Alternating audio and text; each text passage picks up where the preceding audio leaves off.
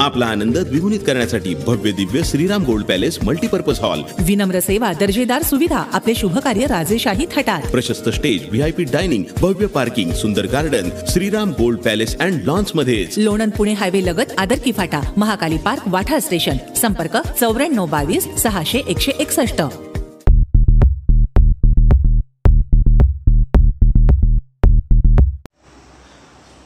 आपल्या सर्वांचं या ठिकाणी मनापासून स्वागत.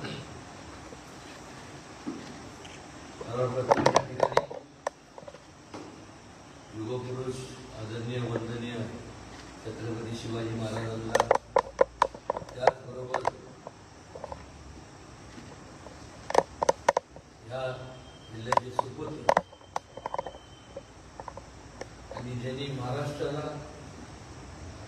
आणि देशाला दिशा देण्याचं काम केलं असे कैलासवासी यशवंतराव चव्हाण यांना विनम्रपणे मी अभिवादन करतो. सातारा जिल्हा आपल्याला माहीत की सातारा जिल्हा एक आगळा वेगळा जिल्हा आहे. अनेक चळवळी त्या भूमीत जन्माला आल्या.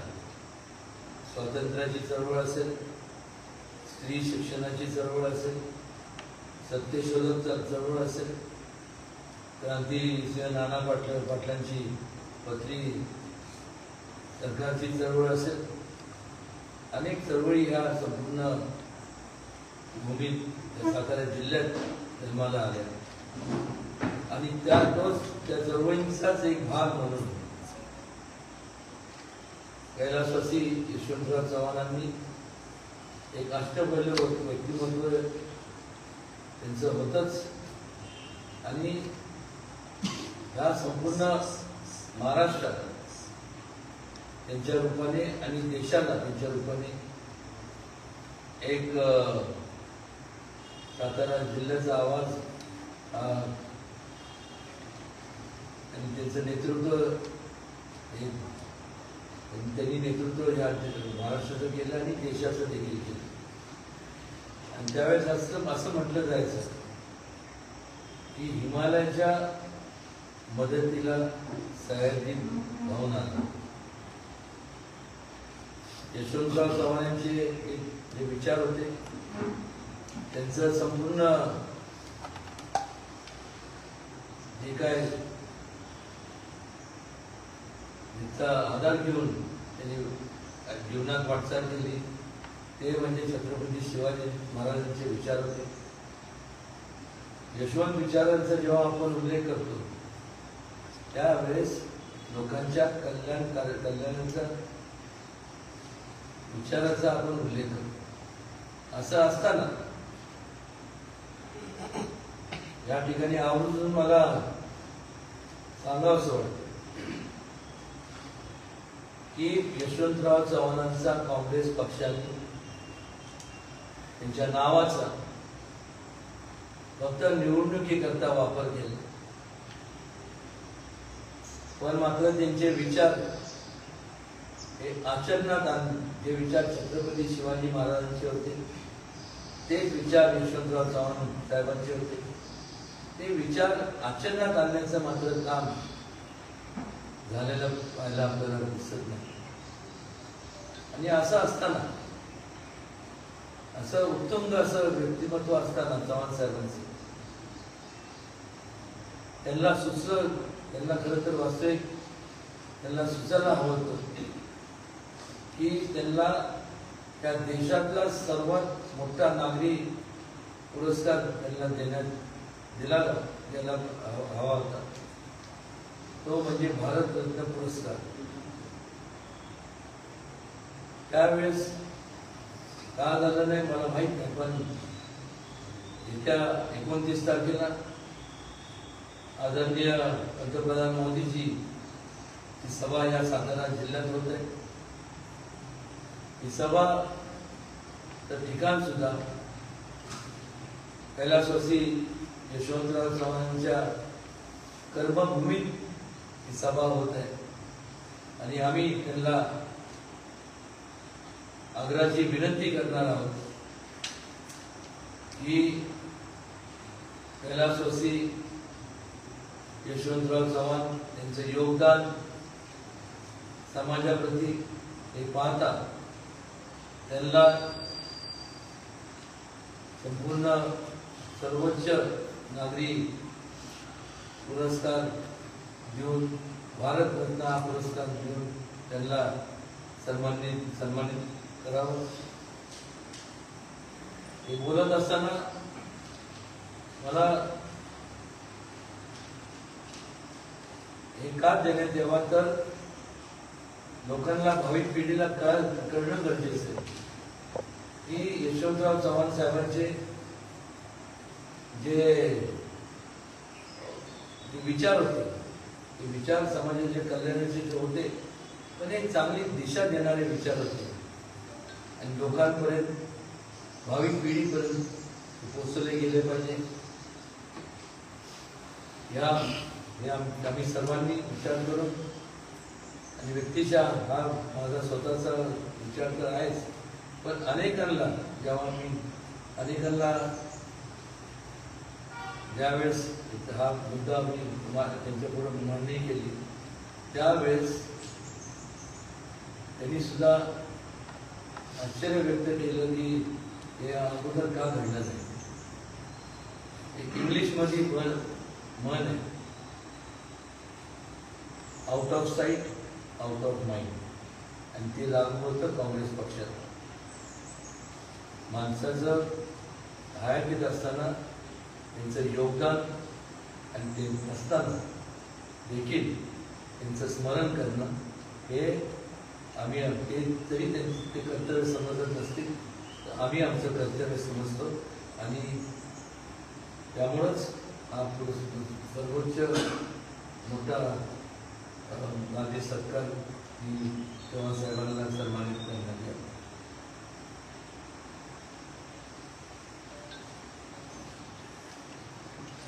अचानक या यशवंत विचारांवरती गेल्या काही दिवसांपासून आपण बोलत आहे नेमकं तुम्हाला कुणाला टार्गेट करायचं तुमच्या जे कोण उमेदवार आहेत त्यांचा यशवंत विचाराचा काही संबंध नाही. मला टार्गेट कोणाला करायचं नाही. माझं स्पष्ट मत आहे की ज्यांनी यशवंत विचारांचा संपूर्ण फायदा घेतला त्यांनी आजपर्यंत ही मागणी का केली नाही. काँग्रेस पक्षाने का त्यांना सर्वात मोठा नागरी सरकार पुरस्कारांनी का सन्मानित केलं नाही.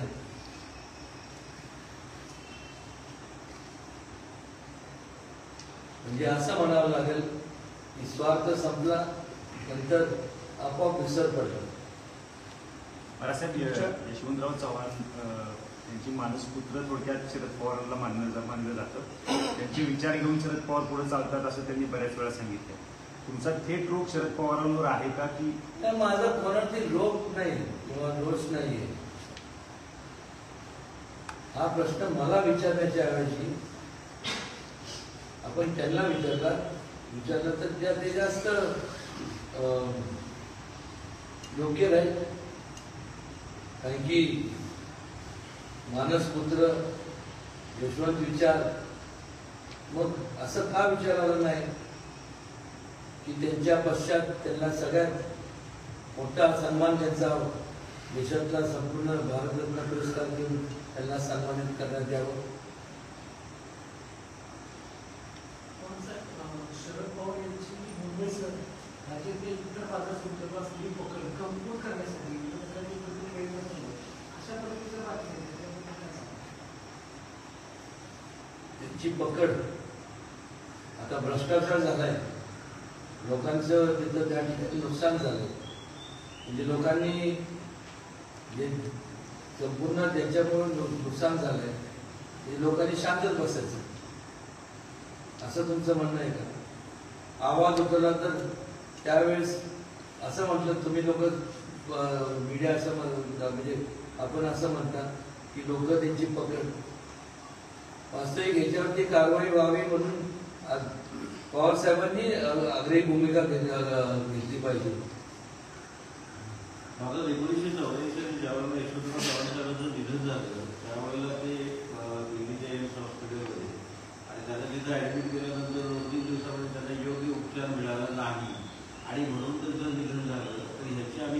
तुष्टीकरण आहे अशी शरद पवार साहेबांनी गांधी मैदानावरती देश काँग्रेसचा प्रचार करताना सांगितलं होतं समस्त सातारकरांना, परंतु त्याच्यावरती त्यांनी नंतर कुठलाच आवाज उठवला नाही. नंतर त्यांनी पुन्हा काँग्रेस म्हणजे ज्या काँग्रेसवरती त्यांनी आरोप केला होता की त्यांच्याकडे दुर्लक्ष केलं गेलं त्याच पक्षामध्ये नंतर त्यांनी प्रवेश केला. त्यानंतर त्यांनी कधीही सुचवायच्या यशवंतरावमध्ये केलं नाही. तर तो रोग आहे का तुमचा तो रोग त्याच रोगानं तुम्ही हे सगळं सांगताय? नाही मग रोग पीक काय नाही, माझं रोग ठोक असतं, रोग पीक काय नाही. काही लोकांना स्वभाव असतो, माझा रोगटोक स्वभाव. काही लोकांना सोयीप्रमाणे विसर पडतो, तो त्यांचा स्वभाव आहे. आता मी त्याचं उत्तर देऊ शकत नाही. वास्तविक चौकशी झाली करणार व्हायला पाहिजे, का झाली नाही? मी जर लहान होतो त्याचं उत्तर संबंधित व्यक्तींना विचारलं तर ते जास्त उचित झालं.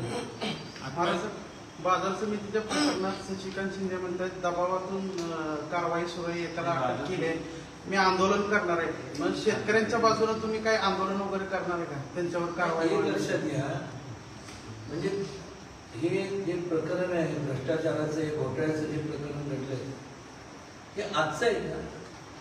2013 का 14 साली त्यावेळेस सत्ता कोणाची होती? कोणाची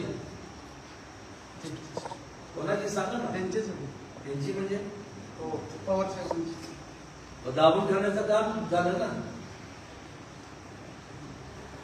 असंच म्हणावं लागेल. नाही काय म्हणणार तुम्ही? त्यावेळेस जेव्हा तुम्ही उमेदवारी अर्ज दाखल करता त्यावेळेस तुम्ही जर काही कुठला घोटाळा केला, कोणी पण घोटाळा किंवा गैरव्यवहार जर झाला नसेल, मग तुम्ही हायकोर्टात गेला कशाला की मला लोकांशी संवाद साधायचा, लोकांपर्यंत पोहोचायचंय.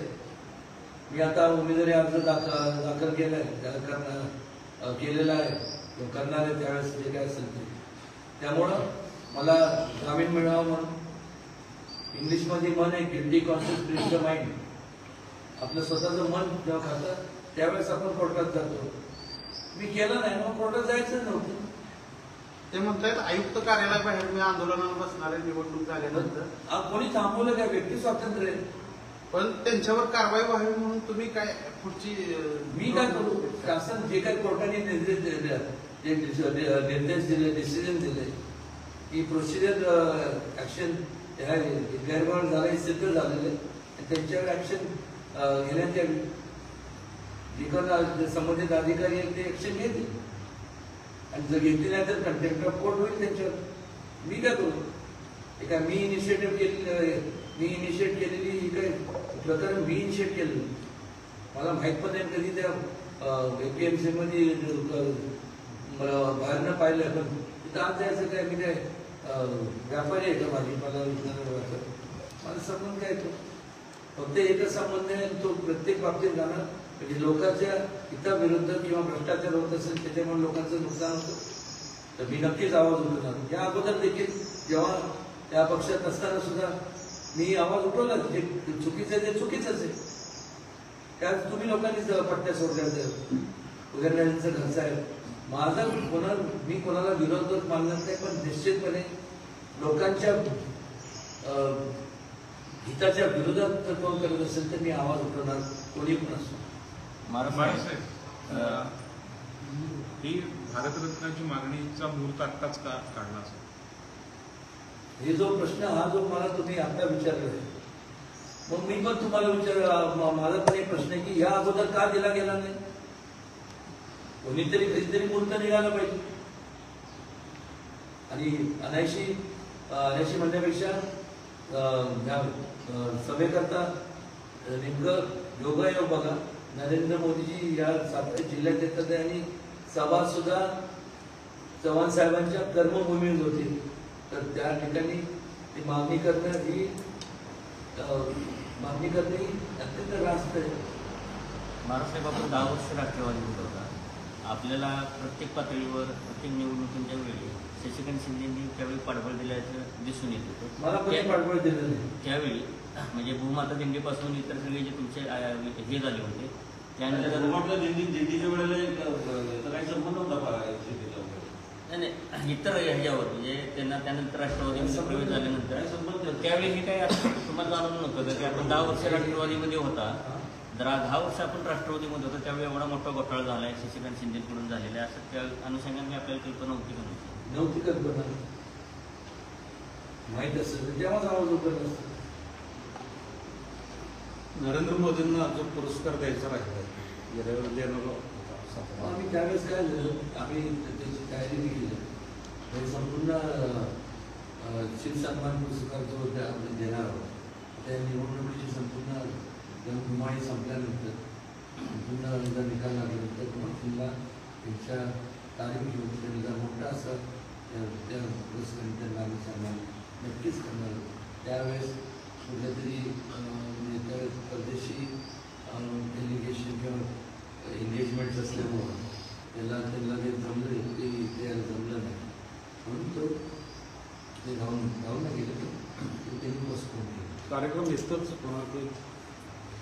इथंच होणार का इथं नाही आम्ही कुठे घ्यायचं तुम्ही सांगा बारामती शरद पवार साहेबांनी त्या संदर्भात काही पंतप्रधान मोदींची तुमची दिल्लीमध्ये काही प्रचार बोलणं झाले नाही त्यांच्या बोलणं असं झालं मागणी होता आम्ही करणार आणि ते सन्मानित करते. आजपर्यंत ज्या ज्या लोकांनी योगदान दिले त्या सर्वांना सन्मानित केले. यशवंतराव चव्हाण जरी काँग्रेस पक्षाचे असले काँग्रेस पक्षाचे ज्येष्ठ नेते होते महाराष्ट्राचे ज्येष्ठ नेते होते त्यांना निश्चितपणे त्यांचा सन्मान करणं हे स्वाभाविक ते करणार. रयत शिक्षण संस्थेच्या संदर्भात तुम्ही तिथं तुमचं घराण्याचं योगदान राहिलेलं आहे परंतु नियम डावलून तिथं अध्यक्षपदी पॉलिटिकल लीडर्स विराजमान झाले तर त्या संदर्भात तुम्ही काय पुढं काय करता किंवा तुम्हाला एक लक्षात घ्या त्यावेळेस आमच्या म्हणजे आजोबा आणि आजी साहेब यांनी त्यावेळेस ब्रह्मवीर भाऊराव अण्णा पाटील हे त्यावेळेस मी तर माझा जन्म पण झाला म्हणजे ऐकली पाहिजे मला आजीने सांगितलं काय असताना त्यांनी सांगितलं की असं आपण त्यावेळेस आम्ही त्यामुळे अण्णा आले आणि ते मग आपलं डेव्हलपमेंटचं लोकांच्या बहुजन समाजाच्या लोकांच्या मुलांच्या शिक्षणाचा विषय काढला त्यामुळे आम्ही आपण सगळं आपल्या कुटुंबाने भरपूर त्याविषयी आपण हे केलं आपलं योगदान म्हणण्याविषयी आपलं कर्तव्य समजून आपण हे सगळं केलं. आणि आज मला सांगा की त्या अण्णांनी त्यावेळेस पहिलं ते सगळे ठरवत होते की जी घटनेत ते पहिलं आहे की जो कोण ह्या राज्याचा मुख्यमंत्री असेल तो ह्या रयत शिक्षण संस्थेचा हा पदसिद्ध अध्यक्ष असणार. सरकार कोणाचं होईल असो ते का तो मुद्दा का महत्त्वाचा आहे तर कुठल्याही प्रकारे राजकारण घेऊ नये. लोकांच्या बहुजन समाजातल्या दुर्गम भागातल्या लोक राहणाऱ्या लोकांच्या मुलांना शिक्षणाचे दालन खुले व्हावे. आज काय आपण पाहतो घटना बदलण्यात आली प्रायव्हेटायझेशनच्या दृष्टीने वाटचाल चालू झाली पुढे कॅपिटेशन फीज लागू करणार म्हणजे कुठं काय करायचं याचा पण आपण म्हणजे समाजाने भान ठेवला पाहिजे. तो पाहायला मिळत नाही तिथं पुन्हा राजकारण येणार म्हणजे मूळ जो विचार होता अण्णांचा की बहुजन तो अनेक म्हणजे एवढा म्हणजे पूजनीय असा विचार होता की मुलं बहुजन समाजातले मुलं शिकले पाहिजे मोठे झाले पाहिजे त्यांचा दृष्टिकोन व्यापक झाला पाहिजे. हा तुम्ही त्यांच्या विचाराला सुद्धा त्या असं घाणेरडं कृत्य करून त्यांच्या विचाराला सुद्धा तुम्ही तिलांजली दिली. आमदार महेश शिंदे यांनी भ्रष्टाचार काढला आणि तुम्ही प्रेस कॉन्फरन्समध्ये सांगितलं की फरार आले होते. आता कालपासूनच बातमी येत होती की नवी मुंबईचे पोलीस साताऱ्यामध्ये आहेत आणि शशिकांत शिंदे यांना कुठल्याही क्षणी अटक होऊ शकते. जसं समजा एकदा कदाचित शशिकांत शिंदे यांना अटक झाली तर याचा परिणाम निवडणुकीवर काय होऊ शकतो? म्हणजे लोकांच्या ह्याच्यात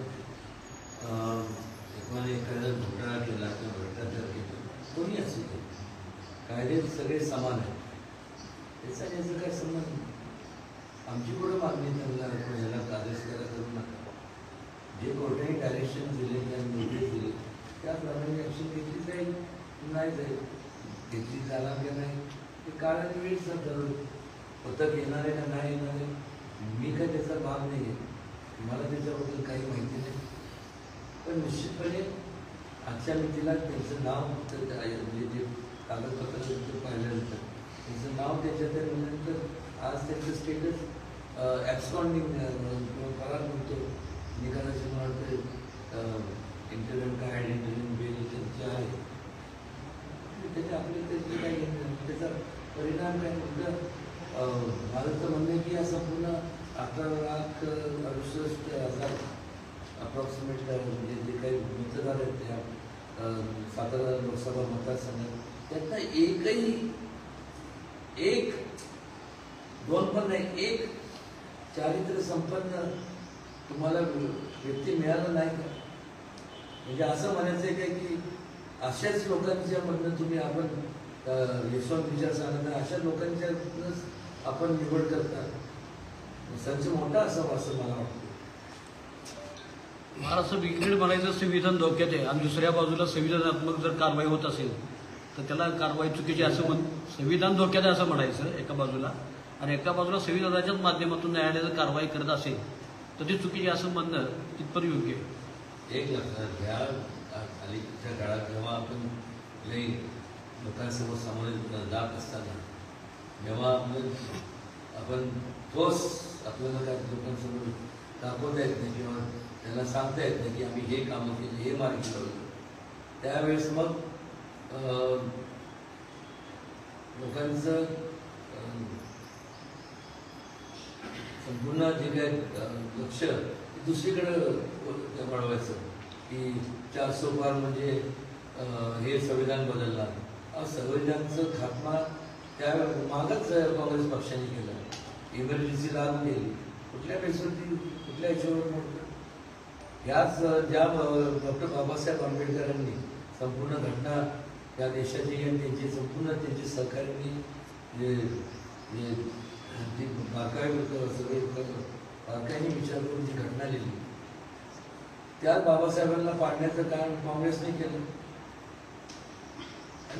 तेव्हा बरंच काय म्हणजे काँग्रेसने काय नाही केलं ही आधीच होती.